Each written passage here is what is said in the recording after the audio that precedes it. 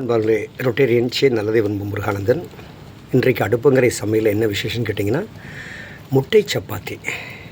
ரொம்ப சிம்பிள். முட்டை எடுத்துக்கோங்க, தேவையான அளவுக்கு மிளகாய் பொடி, மஞ்சள் பொடி, மசாலா பொடி எல்லாம் கலந்துக்குங்க, உப்பை போட்டுக்குங்க, புளி சேர்த்த வேண்டாம். 2 கரண்டி அதில் எண்ணெய் விட்டுக்குங்க, நல்லா முட்டையை அடிச்சிருங்க. இப்போ முட்டை கரைசல் இருக்கு இல்லையா, அதை தூக்கி சப்பாத்தியில் 2 பக்கம் நல்லா தடவுங்க. நல்லா தடவி காரம்லாம் நல்லா இருக்கான்னு பார்த்துக்கோங்க, உப்பு தேவையான அளவுக்கு இருக்கான்னு பார்த்துக்குங்க. இப்படி நல்லா அடுப்பில், உங்கள் வீட்டில் கேஸ் அடுப்பு தான் இருக்கும், பரவாயில்ல, எங்கள் வீட்டில் விறகு அடுப்பு வந்து அடுப்பங்கரை சமையல், அதில் இப்படி போட்டு 2 பக்கம் பண்ணிங்கன்னா அருமையான முட்டை சப்பாத்தி தயார். சாப்பிட்டு தான் பாருங்களேன். முட்டை புரோட்டா சாப்பிட்ருக்கீங்க, முட்டை சப்பாத்தி தான் சாப்பிட்டு பாருங்களேன், ரொம்ப பிரமாதமாக இருக்கும்.